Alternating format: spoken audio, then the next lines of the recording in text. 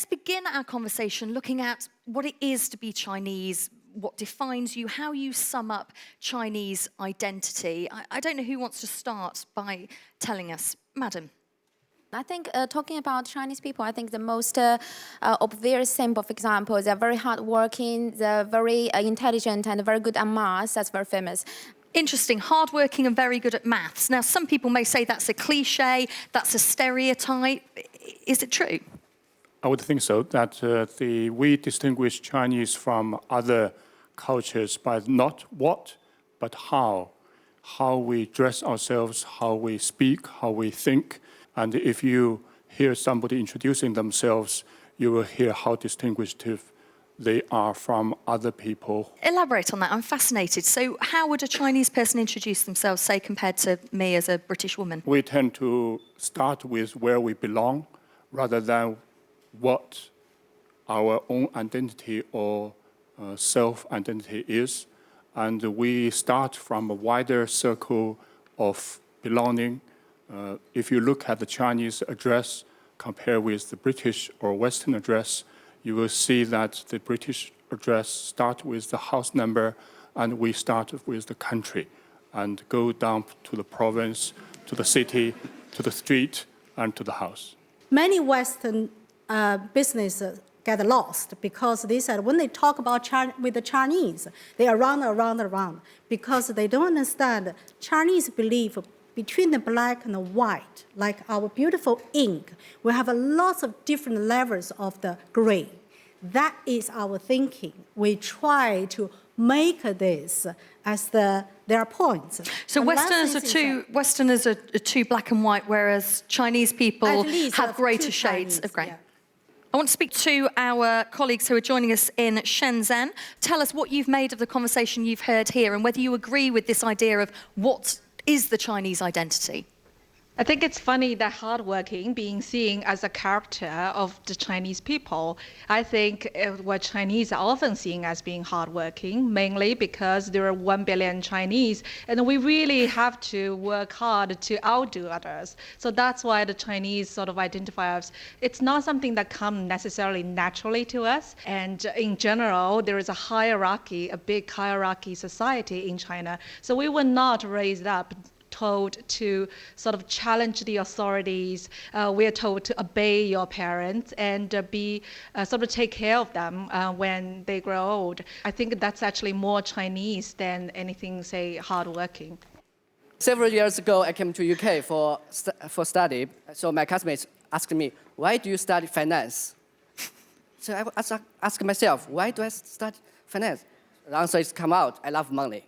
So this is different value system, I think, is between UK and China. Chinese people want to be the number one, want to be rich. Then you can define your success life. So money defines success? Yeah, because you can be number one, first class, or like that. So. In my opinion, I think it's a slightly wrongly posed question to define the identity. In my opinion, the characteristic of China, the uniqueness of China is its politics. It has been practicing totalitarianism for more than 1,000 years, and I think the Chinese identity is mainly the outcome of the politics, and the Chinese people in Taiwan, in Hong Kong, and the Chinese overseas, and the Chinese in the mainland China actually have got very little in common. The BBC's business editor Robert Peston is with us. Do you think there's a Western fear of China?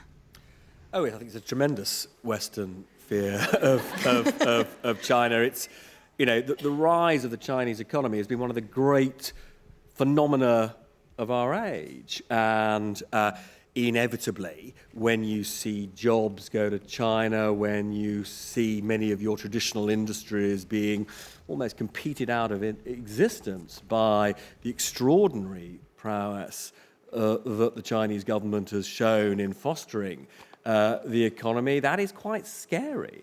And it's only now, one of the reasons actually the West is stagnating is because it didn't respond to the rise of China in those 20 preceding years. But as I said, it is also now quite a big moment for China, because the collapse in a sense of those consumer economies in the West, has eliminated one of the great sources of long-term Chinese growth. So China itself has been re-examining how it maintains that very important economic momentum in the absence of those captive markets. I think you need to be careful of sort of saying there's like a collective Western perspective of China. I think America is sort of wanting to try and sort of prevent the rise of China because it sees it as a great threat strategically.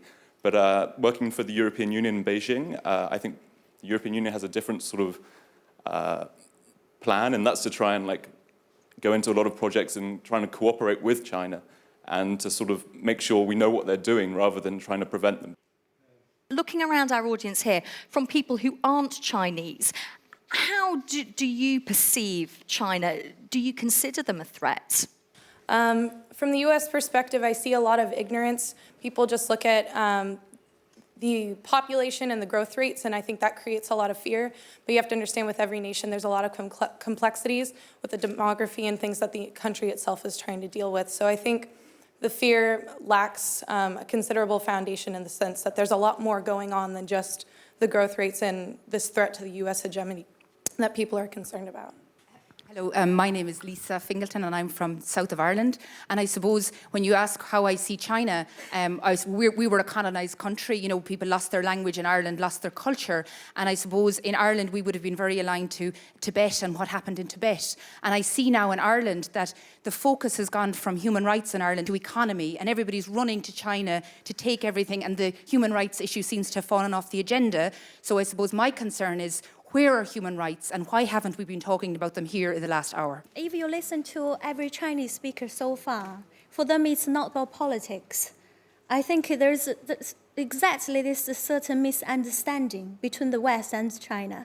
Human rights issues does exist in China, particularly in the class system, because China is run not on the political state, but on the knowledge of Confucianism, which lasted for over 2,000 years. And the foundation of Confucianism is to have the class system. The Chinese government used that to control the population. And this thing is not talked about. Only thing we heard is about Tibet. And I think until there's social issues being discussed in more depth, okay, and people understand really the people's lives in Tibet is relevant to themselves, they're not going to be discussed. Well, human rights, 30 years ago, the Western media is just obsessed with China's human rights issue. Now they have moved from China being this country of no rights to a country that manipulates the global system. So this morning at the US presidential debate, I heard very interesting question. First is, let's move on to talk about US or your China policy. And the comment later is, who do you think is the biggest threat? So the linking of those two comments seems to be indicating that China is the biggest threat of the world.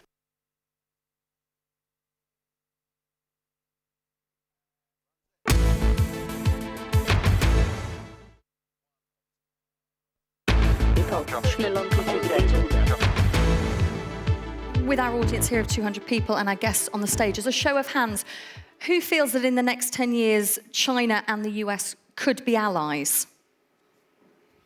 Any hands at all? Ooh, 3, 4, 5 hands. If we could get microphones to some of the people who think they could be allies. I've lived in China for quite a long time, and 20 years or so. And I do believe that China and the US have potential to be allies because they actually have a lot in common. They are both concerned about maintaining stabilities in what they consider to be their respective regions, which is Asia Pacific and the Great Americas. And they have interests in keeping the status quo in some of these countries. Let's go to Chicago. To our guests in Chicago, do you think that the US and China could be allies over the next 10 years? Well, I think it's difficult to use the phrase allies because of the ideological, political differences between the two countries.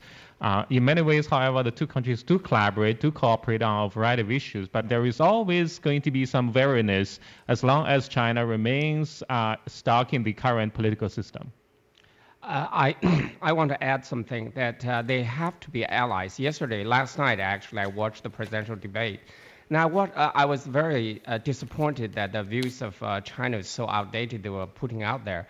Because right now, it is in the interest of America to make sure that China keeps the sustainable growth rate and make sure that China has a political system in place to curb this rampant corruption and to direct this widespread social content. The stability of China is very crucial to the economy of the United States and to the stability of the world. Okay, this is Satar Saidi from Persian Interactive. I would say the majority of comments that I received from the Persian commenters are they believe that China will economically dominate the world, but some commenters are saying that they predict that China will politically collapse because it's not a free country and because of the human rights issue.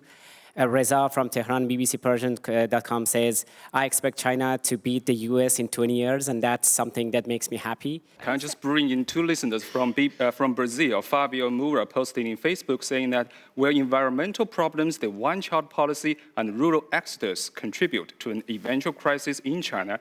And also Maviv posted, tweet us on what are the chances of Mandarin becoming a universal language, useful not only in the world of business. So that relates something to the China's so-called soft power, where China moved the next stage from the economic prowess to the soft power that China wants to build up. Well, let's talk about the one-child policy, because when I mentioned it then, the hands just absolutely rocketed up. Anna Chen, first of all. No, can we just backtrack a little? We're talking about the future of China, and I would like to look at the rise of the neoliberals in China. Okay, but let's just we've talked about human rights, we've talked about all these things. This is a fundamental change to the economy. If with the next change of the government, you have neoliberals who are going to privatise everything that isn't nailed down, look what's happened in the West. We've put all our faith in the markets, and look what's happened. We have wars, we have this polarisation in society. You're talking about China, which is going to be probably the most wealthiest and most powerful nation in the world, and you're talking about this upward suck of wealth into a stratum at the top. It's almost like what happened in Russia, and I think we have to watch out for this. Well, I mean, for sure that the next 10 years you are really concerned, and Robert also concerned, we're concerned, so definitely more trade, more economic opportunity, more business opportunity, without doubt. And don't worry about China will collapse in the next 10 years. Won't be. First. Second, whether or not when China overtake America, become a super economic power in the world, then the soft power, whether or not will come up, will not happen. First, China never has a history to invade the world. They never export their culture and ideology to the world. They haven't been imperialism in their history. Second, as I said at the beginning, China is almost nice.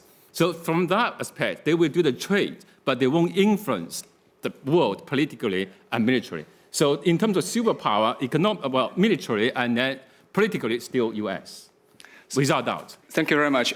Shenzhen, will China be more inward-looking in the next 10 years? What's your view there? Well, I think China will definitely be more outward-looking. But in comparison, China compared to the rest of the world is still likely to be more inward. Well, this is not necessarily a bad thing. The rest of the world, especially the Americans, they like to impose their value of the world on other countries. They believe in, freedom, democracy. There is nothing wrong with it. But the Chinese not necessarily, see that as their value as well. If someone has freedom, that probably means the other person will have a bit less freedom if this person is allowed to say whatever he wants, for example. I think for China to be better integrated in the rest of the world also need to understand China. I think the world get to be a world of multiple cultures with the S at the end. As we can see, when we talk about China, this the room getting kind of more serious and serious. Actually forgot there's 1.3 billion people, happy people. You can find more happy faces on any street than in this auditorium. Honestly, so don't forget. Maybe that's because they live in London. Yeah, that's right. Actually, that's a good point. Because when everybody just came to the country, we felt bored. We have the Chinese TV shows like Voice of China. We have everything. We have films there. But Western media low level, but doesn't mention that very often. I want to tell you, when I come here in 1997, I asked many foreign local friends, say, have you been China? Most of them who never been China, they answer my question is, I didn't have a translator, so I can't go to China. Now, how many people that been China until now? And also, same time, 15 years, when the London built up the Terminal 5, at the same time, China built up 52 airports. So in that kind of speed, how much Westerners really understand that? Not just you can speak Chinese, but so much beyond the language. Like Chinese, English, you say yes. And the Chinese, we can give you more than 20 words, say, 行, 好的, 是吗, 对吗, yes, that is to the up and down. But talking about translation, but the Chinese author Mo Yan just won the Nobel Prize for Literature. That's a breakthrough. I think when we talk about the future of China, we have to also talk about future generations. I mean, just looking at this audience, there's so many Chinese people here that are studying in the UK and so many Western people that have been studying in China. And I think that as we understand each other more, as the future generations start to understand, at the moment we're judging the Chinese principles on Western ideals. And as we grow together and understand each other more, I think there'll be more agreement between the countries. I'm speaking in response to the lady who just spoke about Western yardsticks. Facebook and Twitter are always seen, or the lack of them in China are always seen as like the lack of freedom or sense of freedom of expression in China. But if you look at the amount of discussions that go on Weibo, Chinese version of Twitter, and also the amount of exposures of corruption on China, there is another kind of debate about human rights that's going on. Maybe it's not based on Western's ideas of human rights, but there is also the notion of what kind of human rights are we talking about? Are we talking about the migrants who are deprived of their land? So I think a lot of problematization needs to be carried out here. Thank you. We are literally coming to the end of the programme, and I've got so many people to thank. Thank you all, 200 people sitting here in the Radio Theatre at Broadcasting House, to our panel here of guests on the studio, to our 8 BBC language services who've been tweeting our conversation throughout the programme. For all of your comments, your tweets, your texts, you can carry on talking about this at facebook.com/World Have Your Say. An enormous thanks to Zhang Chen from the BBC Chinese service, and for all of your help. Carry on listening to the BBC World Service. We'll speak again soon.